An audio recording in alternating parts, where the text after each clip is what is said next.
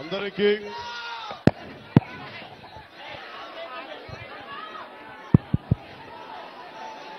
సాలూరు నియోజకవర్గం మక్కువ మండలం పంచాయతీ రహదారుల శంకుస్థాపన కార్యక్రమానికి ఇక్కడికి వచ్చేసిన అన్నదమ్ములకి ఆడపడుచులకి అక్క చెల్లెలందరికీ ఎన్డీఏ నారా చంద్రబాబు నాయుడు గారి నాయకత్వంలో నిర్దేశకత్వంలో రహదారుల నిర్మాణం జరుగుతా క్రమంలో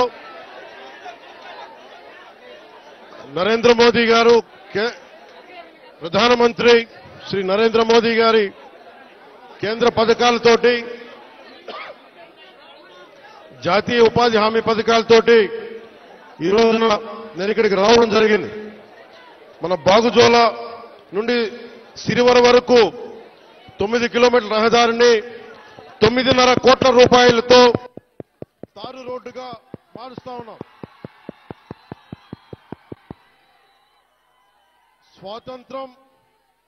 మనకి స్వాతంత్రం వచ్చినప్పటి నుంచి దాదాపు 70 సంవత్సరాల పైన ఈ రోడ్డుని మనం వేసుకోలేని పరిస్థితి. నేను మీ దృష్టికి ఈ రోజున నేను అన్ని వదిలి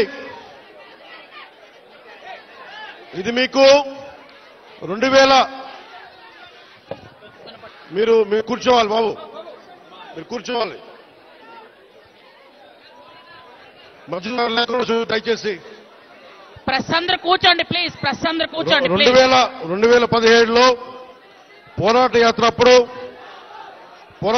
అప్పుడు నేను అన్ని తిరిగి మన పాడేరు అరకు అన్ని గిరిజన ప్రాంతాల్లో తిరిగినప్పుడు నాకు 2 ప్రధానమైన సమస్యలు. 1 రోడ్లు, 2 తాగునీటి అవసరాలు, 3 యువతకి ఉపాధి అవకాశాలు. ఇంత సుందరమైన ప్రాంతం ఇది. దాదాపు 20కి పైగా జలపాతాలు ఉన్నాయి ఇక్కడ. మన విజయనగరం జిల్లా పార్వతీపురం ఇవన్నీ కూడా ఉమ్మడి విజయనగరం కానీ ఈ జిల్లాలో అద్భుతమైన సౌందర్యం ఉంది. ఇక్కడ ప్రకృతి సౌందర్యం. ఇక్కడ టూరిజంను డెవలప్ చేయాలి. యువతకు కూడా నేను ఒకటే మాట ఇస్తున్నాను, ఇప్పటిదాకా ఎవరు కూడా ఆలోచించలేదు ఇక్కడికి రావాలని, రోడ్లు వేయాలని. కానీ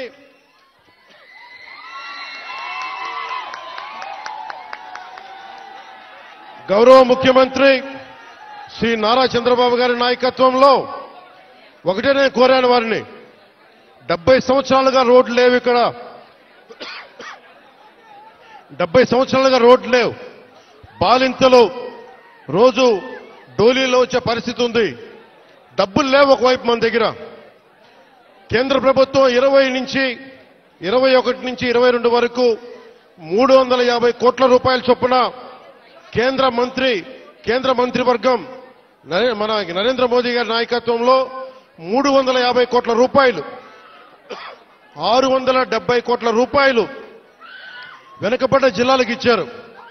గత ప్రభుత్వం ఆధ్వర్యంలో ఆ నిధులు వస్తే ఆ నిధులు ఈ రోజు దాకా దానికి లెక్క పక్కా లేకుండా చేశారు. ఈ రోడ్లు వేయడానికి 9.5 కోట్ల రూపాయలు ఖర్చు. మీ దగ్గరికి ఓట్లు అడిగిన వ్యక్తులు నేను అన్యాయం అయిపోయిన చెప్పిన బిడ్డ మీరు చూడండి, 5 సంవత్సరాల పాలనలో మీకు రోడ్లు వేయలేకపోయారు. కానీ మేము వచ్చి డబ్బులు లేకపోయినా మన వెనకబడ్డ జిల్లాల కోసం 700 కోట్ల రూపాయలు నిధులు ఇస్తే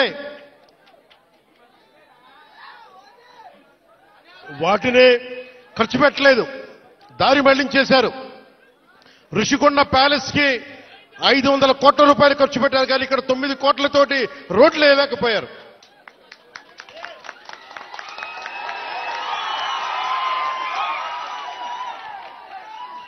నేను ఈ రోజున దీన్ని ఆధారం చేసుకుని ఒకటే చెప్తా ఉన్నాను. ముఖ్యంగా గిరిజన వర్గ ప్రజలందరికీ, మన్యం ప్రాంతంలో ఉండే ప్రజలందరికీ నేను మీకు నారా చంద్రబాబు నాయుడు గారి ఆధ్వర్యంలో నాయకత్వం నడుస్తున్న ఈ కూటమి ప్రభుత్వం తరపున మనకున్న మంత్రివర్గ సహచరులు కానీ ఎమ్మెల్యేలు కానీ అందరి తరపున నేను మాటిస్తున్నాను. మీకోసం అహిర్నిశలో ఎండనక వాననక పనిచేయడానికి మేము సంసిద్ధంగా ఉన్నాం. ఇందాక కలెక్టర్ గారు నా దృష్టికి తీసుకొచ్చారు. ఇది పైకి మనం ఎంతవరకు వెళ్తాం ఆగుదామంటే ఒకటే పాటు చెప్పాను కలెక్టర్ గారికి. 1 కిలోమీటర్ నడిస్తే కానీ సాధక బాధలు తెలియవు నాకు, కనీసం నేను నడవాలి నేను. అలాంటిది నలుగురు డోలీ పట్టుకొని ఒక గర్భిణీ స్త్రీని పట్టుకొని ఎంత ఇబ్బంది పడతారో బాధ నాకు తెలియాలంటే ముందు నేను నడవాలి, నేను నడుస్తాను దీనికని చెప్పాను.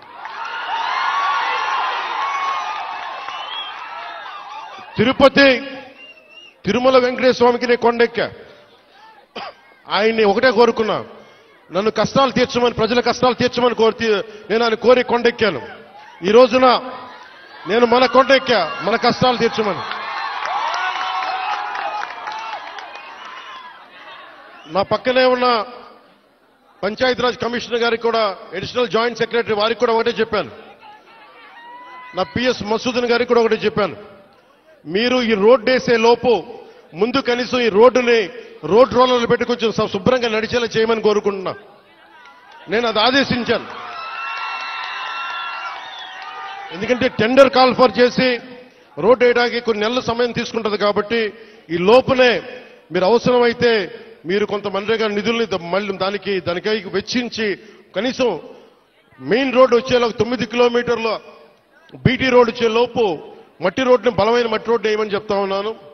ఇది ఇంకా ఈరోజు తుఫాన్ అయితే ఉంది కానీ రోజు ఇప్పుడు శీతాకాలం కాబట్టి అందుకని రోడ్డు వేయమని మరి చెప్పాను. దాన్ని కూడా నేనే దగ్గరుండి ఉప ముఖ్యమంత్రి పేషి నుంచి నేనే దీన్ని పర్యవేక్షిస్తాను.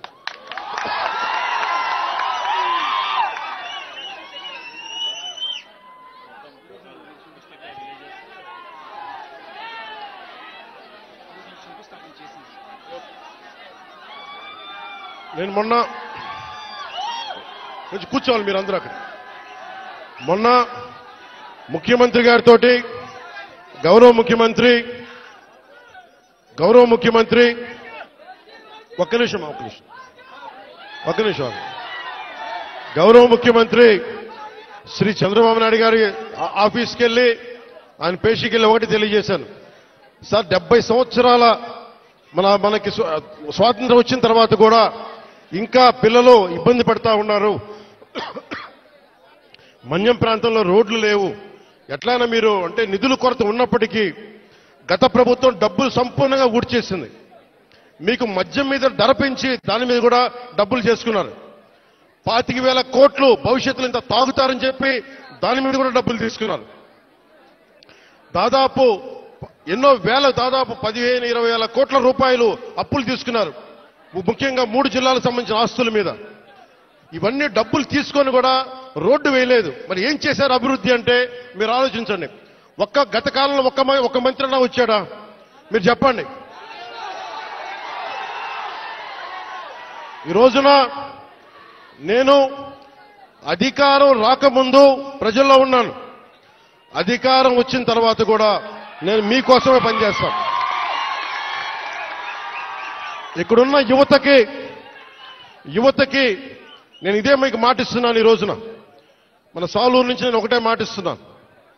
నేను మన మన్యం ప్రాంతాలు యువతకి ఉపాధిలో కల్పించేలాగా టూరిజం వైపు కానీ చాలా మంది ఇక్కడికి మీకు ఉపాధి అవకాశాలు కల్పించేలా నేను ఇక్కడున్న స్థానిక రాజకీయ నాయకులు, అన్ని పార్టీల రాజకీయ నాయకులతో పాటు మన గిరిజన వర్గ పెద్దలతోటి అందరితో మాట్లాడి ఒక బలమైన పరిష్కార మార్గం తీసుకుంటాం. అందుకే నేను ప్రతి 2 నెలలకు ఒకసారి 3 రోజులు పర్యటన పెట్టుకుంటాను మన జిల్లాలో.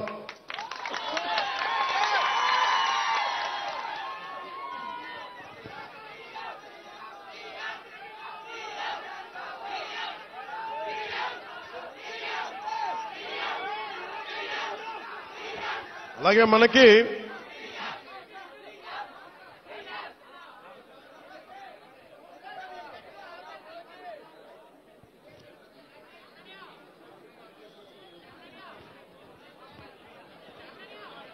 ముఖ్యమంత్రి గారికి ఒకటే చెప్పాను. దాదాపు 4,000 గిరిజన తాండాలకి రోడ్లు కావాలి. పంచాయతీలు క్రమంగా చూసుకుంటే 400 పంచాయతీలే కానీ గ్రామాలను మట్టుకు దాదాపు 4000 తాండాలున్నాయి. 20 మంది నివసించేయి, 40 మంది నివసించేయి. ప్రతి ఒక్కరికి రోడ్డు వేయడానికి కష్టసాధ్యం కనుక ముందు మనం 3 విడతల చొప్పున అనుకున్నాం. ముఖ్యమంత్రి గారు నా దృష్టికి తీసుకొచ్చింది, ప్రధానమంత్రి గారి దృష్టికి మేము తీసుకెళ్లబోయేది, ఎక్కువ మంది కనుక మీరు తొందరగా రోడ్లు రావాలి అంటే 20 మంది ఒక చోట కాకుండా కనీసం 200 మంది 300 మంది ఒక చోట మీరు అందరూ ఉండగలిగితే రోడ్లు వెంటనే వచ్చేస్తాయి. కాబట్టి సమస్య ఏమవుతుందంటే జనాభా తక్కువ అవడం వల్ల డబ్బులు కేంద్ర ప్రభుత్వం నుంచి వచ్చేయి మనం అన్ని మిగిల్చుకొని ఈరోజు చేస్తున్నాం. ఈ రోజున మనం నరేగా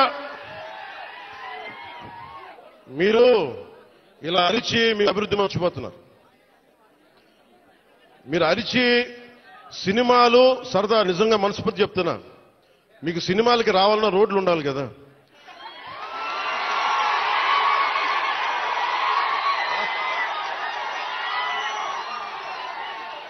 అలాగే మీరు ఉపాధి అవకాశాలు కావాలన్నా డబ్బులు ఉండాలి. డబ్బులు రావాలంటే ఎక్కడి నుంచి చేస్తాం? వెనకాల పెరట్లో చెట్లు కొడితే డబ్బులు వస్తాయా? మనం ఏదో స్కిల్ నేర్చుకోవాలి, ఒక సమర్థత ఉండాలి. దానికోసం మనం సంపూర్ణమైన ప్రయత్నం చేస్తా ఉన్నాం. నేను మీకు ఈరోజు మాటిస్తున్నా, నేను 2017లో చెప్పినప్పుడు మాట ఇచ్చాం, వెనక్కి వెళ్ళాం, నిలబడ్డాం. అలాగే ఈ రోజున ఇంకో మాట ఇస్తున్నాం. గౌరవ ముఖ్యమంత్రి నారా చంద్రబాబు నాయుడు గారి తరపు నుంచి కానీ, కూటమి ప్రభుత్వం తరపు నుంచి కానీ, మన మంత్రివర్గ సహచరులు కానీ, ఎమ్మెల్యేల తరపు నుంచి నేను ఒకటే మాటిస్తున్నా, ఇక్కడికి ఈరోజు వచ్చి రోడ్ల కోసమే రాలేదు నేను. మీ కష్టాలు తెలియాలి, మీ బాధలు తెలియాలి. నేనున్నా ఈ రోజున. అలాగే యువతకి ఉపాధి అవకాశాలు కల్పించాలంటే మీకు ఎలాంటి స్కిల్ మీకు కావాలి, ఇది నేను ఒక 5 సంవత్సరాలు చెప్పట్లా, వచ్చే సంవత్సరం లోపే మీకు ఏమి చేస్తే ఇక్కడ బాగుంటుందో అనేది నేను 3 పర్యాయాలు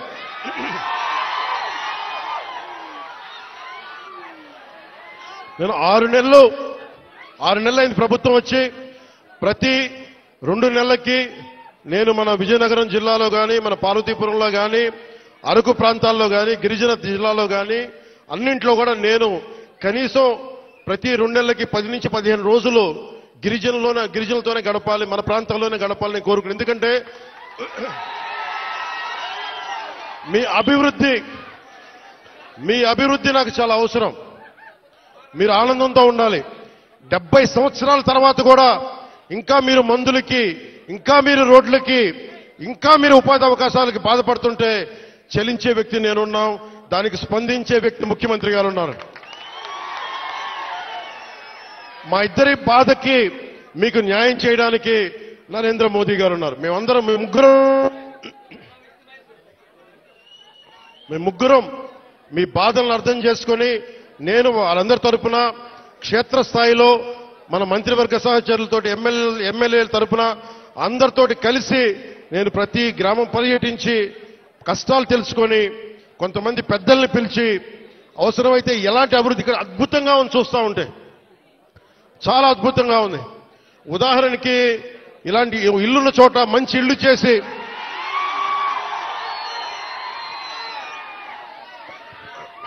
మీతో మాట్లాడి, ఇక్కడున్న అందరితో మాట్లాడి, అమ్మా కూర్చోండి, మీరు కొంచెం పక్కన రోడ్. ఇలాంటి సుందరమైన ఈ కనిపించే చోట ఇలాంటి కొంత మైదానం ప్రాంతంలో కనిపిస్తే ఇక్కడ పల్లంగా ఉన్న కంటే ఎత్తు పల్లా లేకుండా చదరంగా ఉండే ప్రాంతంలో నిజంగా ఇది హోమ్ స్టేట్ అని అంటాం. అమెరికా లాంటి చోట్ల, విదేశాలు లాంటి చోట్ల ఏం చేస్తారంటే ఇలాంటి చోట్ల ఇలాంటి ఇళ్లలో వచ్చి ఉండేలాగా వాళ్ళకి కావాల్సిందల్లా శుభ్రంగా ఉండాలి. విదేశీయులు వస్తారు, చాలా మంది అడవులుగా అర్థం మనకి అడవుల్లో విహరించడానికి చాలా మంది వస్తారు. మనకి తద్వారా ఉపాధి అవకాశాలు వస్తాయి, వస్తాయి. మీరు కూర్చోబెట్టి ఈ మనకి పర్యావరణం కోసం పరిశోధించే శాస్త్రవేత్తలు చాలా మంది ఉన్నారు. వాళ్ళందరికీ వచ్చి ఉండాలి అంటే మీరుండే ఇళ్లలోనే. తర్వాత మనకి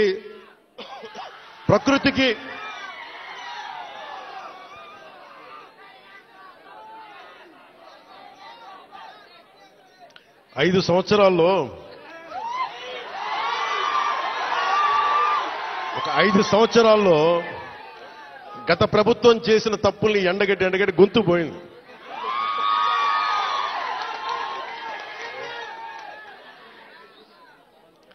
ఈ రోజున నేను మీకు ఒకటే మాటిస్తున్నా, మీకోసం నిరంతరం పనిచేయడానికి నేను ఉన్నాం. ఈ రోజున మన బడ్జెట్ 19 పంచాయతీలకు సంబంధించి ఇలాంటి రోడ్లే దాదాపు 40 కోట్ల రూపాయలతోటి మనం శాంక్షన్ చేశాం. ఇక్కడ పాడేరు, ఇంకొంచెం రంపచోడవరం దగ్గర రోడ్లలో ఇలాంటి పంచాయతీలను పెట్టుకొని ఒక్కొక్క సంవత్సరంలో 350 కోట్ల రూపాయల చొప్పున ప్రతి గ్రామం కనెక్ట్ అయ్యేలాగా ఇలాంటి ఇబ్బందులు లేకుండా ఒక ప్రతిపాదనలు తీసుకొచ్చాం. నాకు కావాల్సిందల్లా మీ దగ్గర నుంచి సహకారం కావాలి. మీరు సహకారం ఇస్తారని నేను మనస్ఫూర్తిగా కోరుకుంటా ఉన్నా. ఎందుకంటే మనం విజయనగరం జిల్లా చూస్తా ఉంటే, ఉమ్మడి విజయనగరం జిల్లా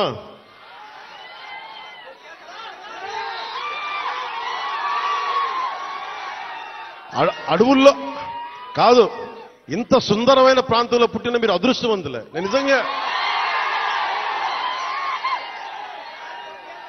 నా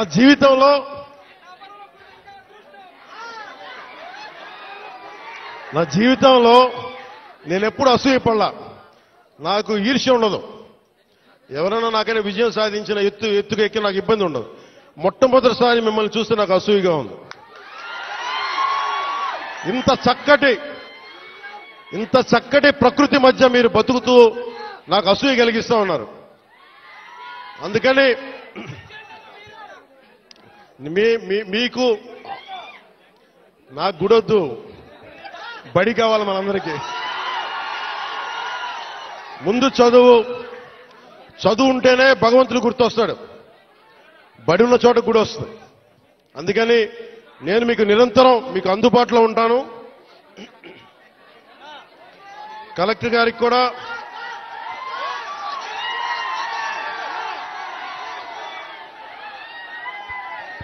మీరు ఇక్కడ ఇంతమంది మీరు అన్నయ్య అంటారు, ఏం చేయరు మీరు. యువత ఇంతమంది ఉన్నారు. ఏంటబ్బా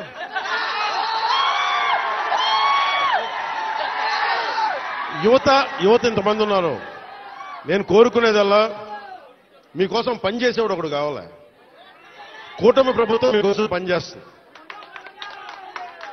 చంద్రబాబు నాయుడు గారికి ఒకటే చెప్పాను, సార్ మనం నిలబడాలి అంటే నేను ఒకటే చెప్పాను. ఇంటెలిజెన్స్ కానీ పోలీస్ శాఖ కూడా చెప్పారు, ఈ వర్షంలో ఎందుకు సార్ మీరు ఎందుకు ఆగిపోండి అంటే నేను ఒకటే చెప్పాను. మా వాళ్ళు వర్షంలో తడుస్తున్నారు, మా వాళ్ళకి రోడ్ లేక బాధపడతా ఉన్నారు. నేను తడుస్తా, జ్వరం వచ్చినా ఎలాంటి అవాంతరాలు వచ్చినా మా వాళ్ళ పడ్డ కష్టం కంటే కూడా నేను పడే కష్టం పెద్దది కాదు. అందుకని నేను ఎందుకు ఈ మాట చెప్తున్నానంటే, మీకోసం పనిచేసే వ్యక్తుల సమూహాన్ని మీరు ఎన్నుకున్నారు. మీకోసం పనిచేసే వ్యక్తుల సమూహాన్ని మీరు ఎన్నుకున్నారు. మేమందరం ఇక్కడ ఉన్నాం. మంత్రి గారిని చూస్తా ఉన్నారు, ఎమ్మెల్యే గారిని చూస్తా ఉన్నారు, ఇక్కడున్న నాయకులందరినీ చూస్తా ఉన్నారు.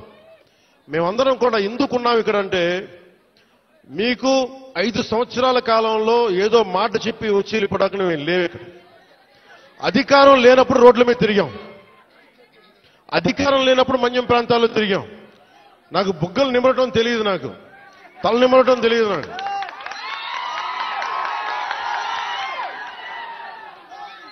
నేను మీ కన్నీళ్లు తుడిచి పారిపోయే వ్యక్తిని కాదు. నేను దూరంగా ఉన్నా, నా రూమ్లో కూర్చొని ఉన్నా, మీకోసం నిరంతరం పరితపించే వ్యక్తిని.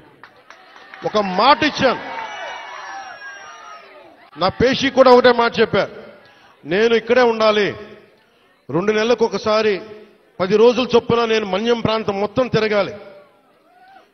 నేను ఒక్కొక్క యువకుడికి మాటిస్తున్నాను, ఒక్కొక్క యువతికి మాటిస్తున్నాను, ఒక్కొక్క గిరిజన తల్లులకి మాటిస్తున్నాను, ఒక్కొక్క గిరిజన పెద్దలకి మాటిస్తున్నాను.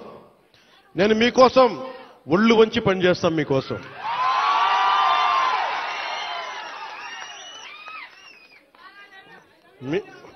I love you two.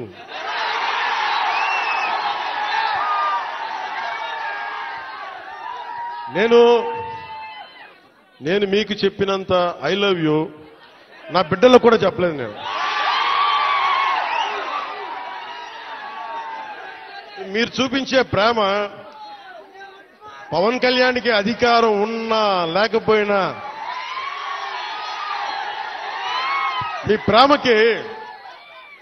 మీ ప్రేమకి నేను రుణగ్రస్తుడిని. ఏం చేస్తే రుణం తీర్చుకుంటాం. అందుకనే నేను భగవంతుని ఒకటే అడిగా,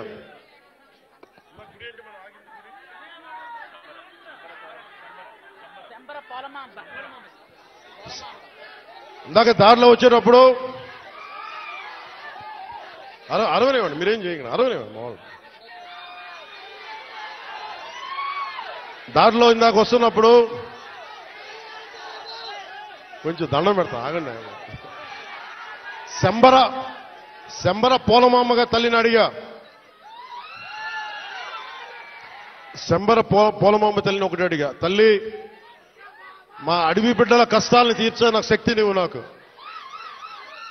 మా రాష్ట్రంలో డబ్బులు రావాలి,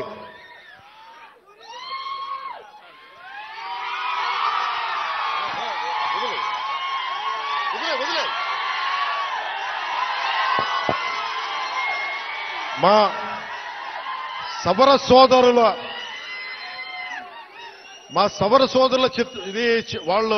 వాళ్ళ పెయింటింగ్స్ ని కానీ వాళ్ళ చిత్రాలని కానీ నేను అమిత్ షా గారికి ఇచ్చాను. హోంశాఖ మనకి అమిత్ షా గారికి ఒకటే చెప్పారు, చాలా గర్వంగా చెప్పా, ఇది సార్ మా సవరుల ఆర్ట్, ఇది మా సవర సోదరుల ఆర్ట్, ఇది మా గిరిజన బిడ్డల ఆర్ట్, ఇది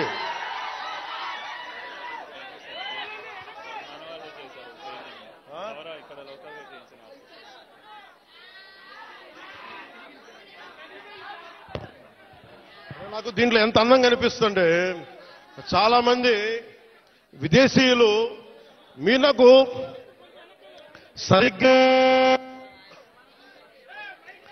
6 నెలల సమయం, నాకు 6 నెలల సమయంలో ఇక్కడున్న మీకున్న లోపల శక్తి సమర్థత కానీ మన సౌర సోదరుల ఆర్ట్ కానీ టూరిజం కానీ అన్నిటినీ కూడా మీకు ఒక ప్రణాళిక చేసి 27 లోపు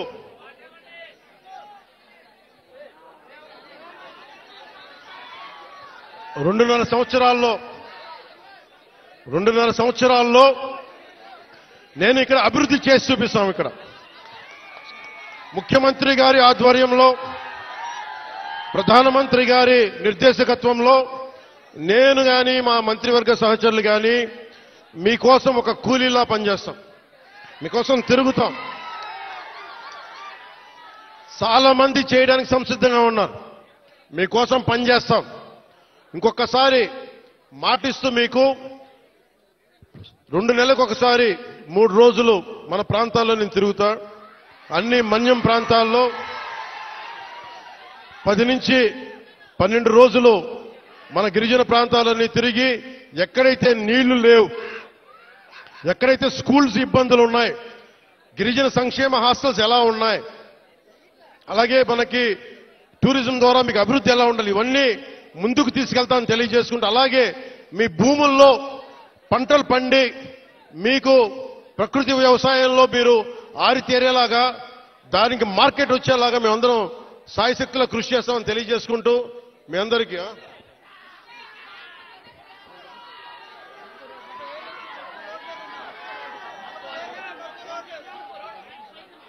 ఇవన్నీ మీరు దారి పొడవుతా నాకు మీరందరూ రకరకాల వినతులు ఇచ్చారు, వినతి పత్రాలు ఇచ్చారు, రోడ్లు ఉన్నాయి, అలాగే అక్కడ క్వారీ కూడా తవ్వుతున్నాం, క్వారీ కూడా తవ్వుతున్నారు, క్వారీలు కూడా అడ్డగోలుగా ఉన్నాయంటే అవి కూడా చేద్దాం. నాకు కావాల్సిందల్లా ఇక్కడున్న యువతలో మీరందరూ కూడా, మీరు ఏ జాతికి చెందిన వాళ్ళైనా నాకు అనవసరం, కొత్త నాయకత్వం మీ నుంచి పుట్టాలి. మీరు నేను కులం కానీ మతం కానీ ప్రాంతం కానీ చూడాల, మానవత్వాన్ని చూస్తాం.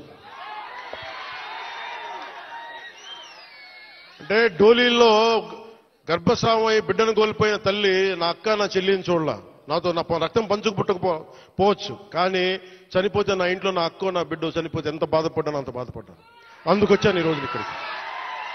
నేను కోరుకుంటున్నది ఒకటే, నేను ఒక నిమిషం ముఖ్యంగా ఇక్కడున్న యువతకి ఈ రోజున మన కూటమి ప్రభుత్వానికి మీరు 164 సీట్లు ఇచ్చి, అలాగే ఎంత 164 కదా 11 అంటే వాళ్ళకి 11 మన 164 175 ఓకే 164 సీట్లు ఇచ్చి 21 ఎంపీలు ఇచ్చారంటే మేమేదో ప్రతి ఎంపీని బాధ్యత తీసుకునేలా చేస్తాం. ఎంపీ అంటే ఒకటే చెప్తున్నాం, మీరు ఢిల్లీలో కూర్చొని చాలాసార్లు చెప్పాను, కాదు మీకోసం పని చేయడానికి. నేను పని చేస్తా, పని చేయనిస్తా. యువతకి ఒకటే అడుగుతా ఉన్నా, మీరు మీ నాయకులు, ఇప్పుడు నేను ఒక మాట చెప్పా, మీరు నాకు వెంటనే 2019లో మీరు నన్ను గెలిపించలా, మీరు నన్ను టెస్ట్ చేశారు కదా, నిలబడతాడా లేదా అనేది. అలా కాదు, నేను అనేది మంచిది, పరీక్షించాలి నాయకుడిని, పరీక్షించిన తర్వాతే నిలబడతాడా లేదా అని తెలియాలి. అలాగే ఈ రోజున ఇప్పుడు రోడ్లు ఇందాక దారిలో వస్తుంటే రోడ్లు వేయిస్తున్నాం, బీటీ రోడ్లు వేయిస్తున్నాం, సీసీ రోడ్లు వేయిస్తున్నాం. అవి క్వాలిటీ రోడ్లు ఉన్నాయా లేదా అనేది ప్రమాణాలు ఉన్నాయి, అది మీరు కూడా చెక్ చేయాలి. మీరు గొడవ పెట్టుకునే అవసరం అయితే రోడ్లు క్వాలిటీ లేదు, ఎందుకు క్వాలిటీ లేదు, మీకు సంక్షేమ హాస్టల్స్ లో ఇబ్బందులు ఉన్నాయి, మాట్లాడండి. మీరు గట్టిగా ఉంటే కలెక్టర్ గారికి బలం వస్తుంది మిగతా వాళ్ళని పనిచేయించడానికి.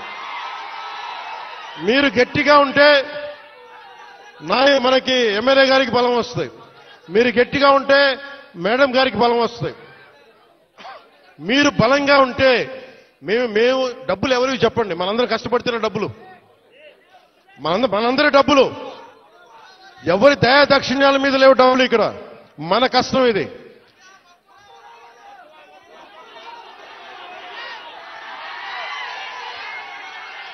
అందుకని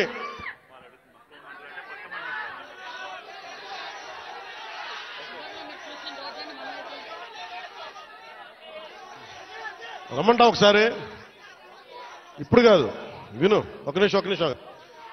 నాకు మక్కువ మండలం అంటే చాలా మక్కువ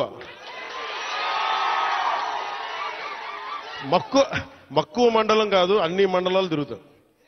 ఒక్క రోజులో అన్ని సాధ్యం కాదు కాబట్టి మీరు నాకు వదలండి. ఆ రోజు మా జయకృష్ణ గారి కోసం వచ్చినప్పుడు మొత్తం వచ్చారు కదా, నేను మర్చిపోతాను ఆ రోజున. అన్ని కాదు, నా కోరిక ఒకటేంటంటే నన్ను పని చేసుకునేవాడిని. మీరు నా మీద పడిపోతే రోడ్డు వేసారు, ఇందాక అడుగుతా ఉన్నా, రోడ్డు వేద్దామంటే కనిపించలేరు, మీ అందరూ దండం పెడతాను బాబు, నాకు రోడ్డు చూడండి ఇవ్వండి అని. ఓజీ అంట, లేదంటే అన్న ఇదివరకు సీఎం అనే వాళ్ళు ఇంకా పోలా, డిప్యూటీ సీఎం గారు సరిపోతాను, ఆనందించాను. ఇంకా అవి కాకుండా నేను అనేది ఏంటంటే, యువతకు కానీ ఆడపడుచులకు కానీ పెద్దలకు కానీ నేను వచ్చి మీకు నన్ను పని చేస్తే మీ భవిష్యత్తుకి మంచిది. నన్ను చుట్టుముట్టారనుకోండి, పని చేయాలి కదా.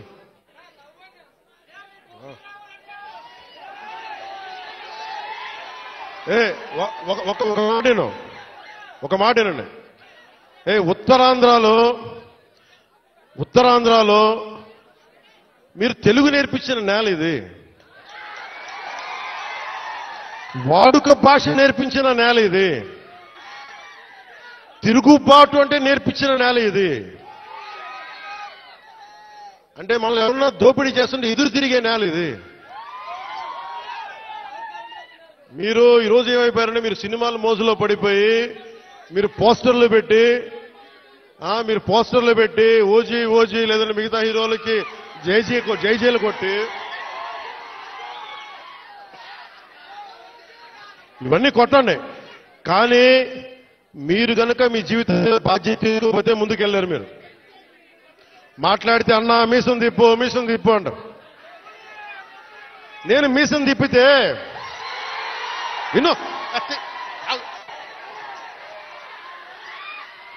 మీసం తిప్పితే రోడ్లు పడవు, అర్థమైందా? నేను ఛాతీ కొట్టుకుంటే రోడ్లు పడవు. నేను వెళ్ళి ప్రధానమంత్రి గారికి దండం పెట్టి ముఖ్యమంత్రి గారి దృష్టికి ఆ సమస్య తీసుకెళ్తే రోడ్లు పడతాయి. అందుకని మీసాలు తిప్పడాలు, ఛాతీలు కొట్టుకోవడాలు నాకు చేతగా పని చేయడం తెలుసు, నాకు పని చేయనివన్నాను. అందుకని మీ అందరికీ మరోమారు ధన్యవాదాలు చెప్పుకుంటూ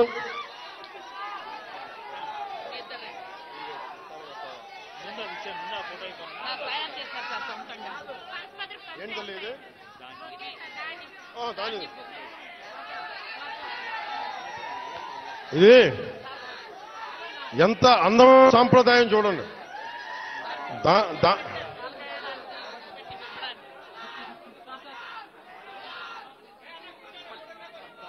చెక్ సార్ వీళ్ళకి మహిళా సంఘాలు 4 కోట్ల రూపాయలు, ఎంత 4,14,00,000 లోన్ సార్ వీళ్ళకి. అలాగే మన మహిళా సంఘాలకు సంబంధించి 4,14,00,000 4,14,72,000 మన మహిళా సంఘాలకి రుణంగా తీస్తున్నాం. ఓన్లీ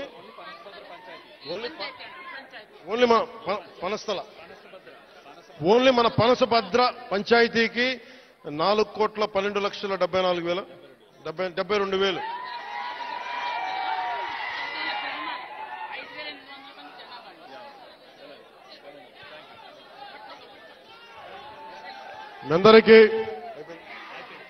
మీ అందరికీ ధన్యవాదాలు. సెలవు తీసుకున్నాం. జై జై.